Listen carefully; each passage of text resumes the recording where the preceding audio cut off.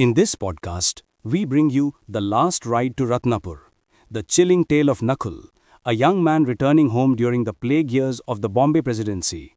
A journey that began with a train ride and ended on a road where the living and the dead walked side by side.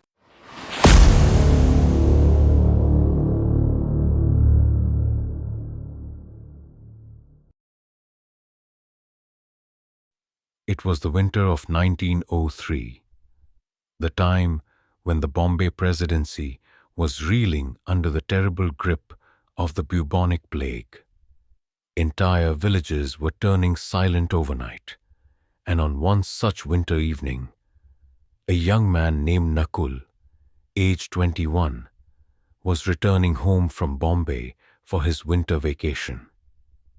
His train, already 2 hours late, screeched to a halt at Ratnapur station, a lonely outpost 20 miles from his ancestral village. When Nakul stepped down on the platform, he expected the usual chaos. Hawkers shouting, chaiwalas pouring tea, coolies calling out. But there was nothing. No voices, no footsteps.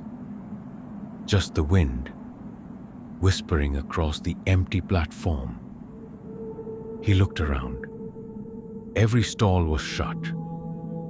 No passengers, no lights, no movement. He checked his watch. Only 7:30 p.m. And yet, Ratnapur felt like a town that had already died. Outside, the darkness was thicker. No tongawalas, no belgariwalas. Only the sound of a stray dog howling far away. Nakul sighed, clutching his heavy steel trunk. He couldn't walk 20 miles through the forest alone. He was hungry, tired, and the silence around him felt unnatural. He sat on his trunk under the dim lamp near the gate. And after a while, fatigue took over. He dozed off. Then, suddenly, Nakul's eyes snapped open. A bullock cart was approaching from the darkness. Relief flooded through him. He jumped up, picked his trunk, and hurried toward it. But as he reached the cart and peered inside, he felt a presence behind him. He turned abruptly and nearly dropped his trunk. Standing right behind him was a frail, bent old man holding a kandil. The flickering light fell on his wrinkled face. It was Hari Kaka. Hari Kaka, the old family servant who had looked after Nakul since childhood. But Hari Kaka had left service years ago. Nakul hadn't seen him since. "Hari Kaka," he gasped, his voice breaking with a mix of fear and relief. "You! Oh, thank God. I thought I'd be stranded here all night." The old man said nothing at first. Then, with a faint smile, he gestured toward the cart. They began the long ride home. For a while, neither spoke. The road stretched into endless darkness. Only the kandil's glow lit their way. Finally, Nakul broke the silence. He asked, "What's happened to Ratnapur, Kaka? Why is everything deserted? Where are the people?" The old man replied softly, his voice distant and cracked. "The times are bad, Baba. The Firangis brought a sickness. Villages are dying, and the air is full of restless souls." Nakul frowned. The answer felt strange, heavy. But before he could speak again, Hari Kaka opened a small potli and handed it to him. "Here," he said, "your favorite, gul poha. You never traveled without it as a boy." Nakul smiled faintly and took a handful. The familiar taste of puffed rice and jaggery filled his mouth, bringing back memories of home. He ate quietly, while Hari Kaka talked about old times. Stories of Aji scolding him, Ai's laughter, the smell of bhakri from the kitchen. For a while, the road felt less lonely. But as they moved deeper into the countryside, the forest thickened. The bullocks moved slower, the wind colder. Sometimes, out of the corner of his eye, Nakul thought he saw something moving in the fields, shapes that weren't quite human. He turned to Hari Kaka, but the old man's face was half hidden in the candle light, eyes staring blankly ahead. At last, after what felt like an eternity, Hari Kaka slowed the bullocks. The path widened, flanked by tall tamarind trees whose branches twisted like arms in the night. In the dim lantern light, the outline of the old Haveli emerged. A sprawling mansion built of brick and lime. Its wooden verandas and tiled roof glinting faintly in the lantern's glow. Moss had crept over the stone plinth, and the carved teak shutters hung half open, whispering in the cold wind. Holding his heavy steel trunk close to his chest, Nakul stepped down from the cart onto the dusty pathway that led to the gate. The cold night air bit into his palms as he adjusted his grip. The Haveli loomed ahead, dark and silent. The gate was locked. The Darwani, the old watchman, was nowhere in sight. Nakul called out his name. "Darwan, open the gate. It's me, Nakul Sahib." No reply. He turned back toward the cart. But Hari Kaka was gone. Nakul froze. He hadn't heard footsteps, hadn't seen him leave. He looked left, right. Nothing, just darkness. Then, he heard a grave, haunting voice from behind. "Chote Sahib." The Darwani stood right behind him, wrapped in a ghongadi, a lantern glowing weakly in his hand. Nakul jumped back, heart racing. I didn't see you there," he stammered. The old man nodded slowly and unlocked the gate.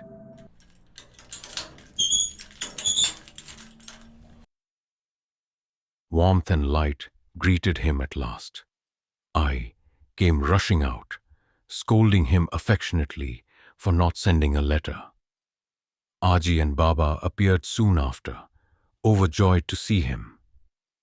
That night, the table was full. Steaming bhakris, spicy usul, and groundnut chutney.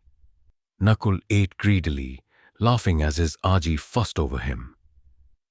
It was almost midnight when Baba asked casually, "So, how did you manage to come home from the station?" Nakul smiled. "Oh, I was lucky. Hari Kaka came for me with his cart.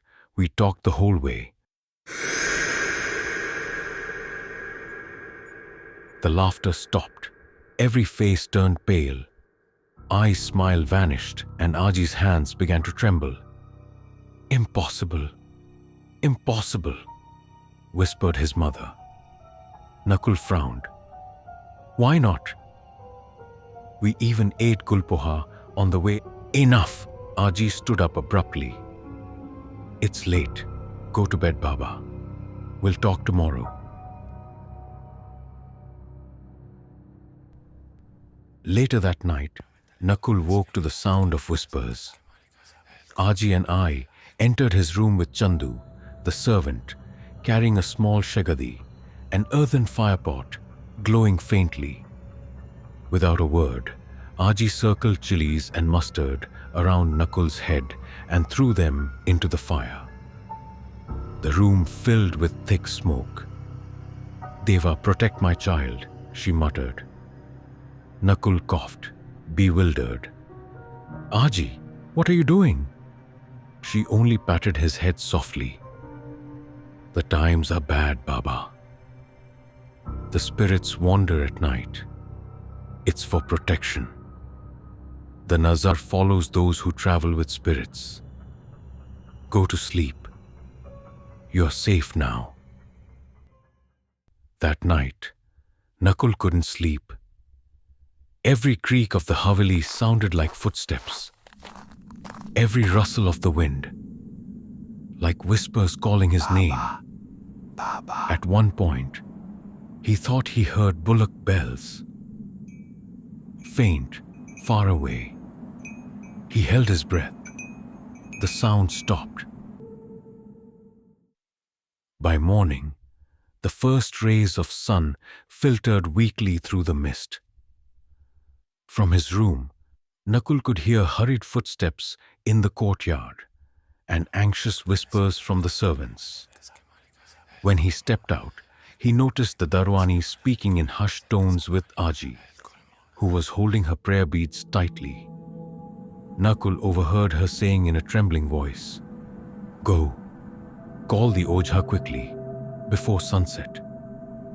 By now, Nakul's patience had run thin. Confusion had turned into anger.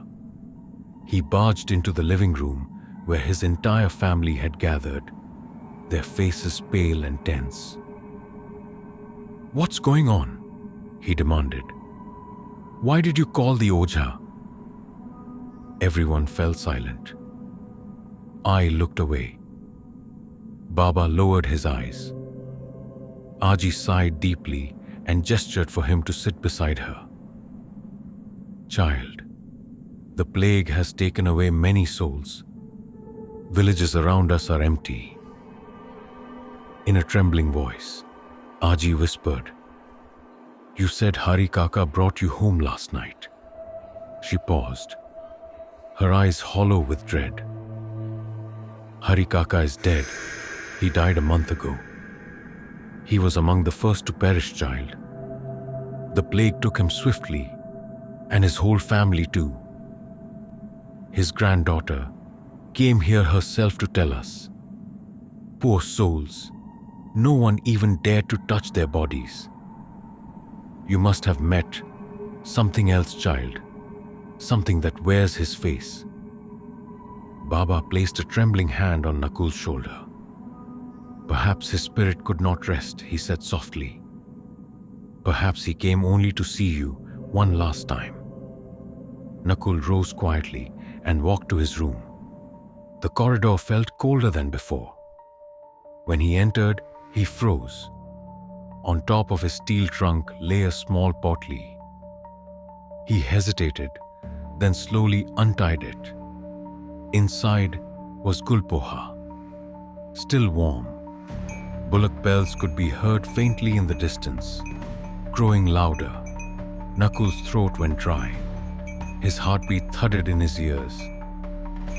Outside, the wind picked up, carrying with it the soft jingle of bullock bells, closer, closer, until they seemed to stop right outside his window. And then, a whisper brushed against his ear. "Baba, you forgot to thank me."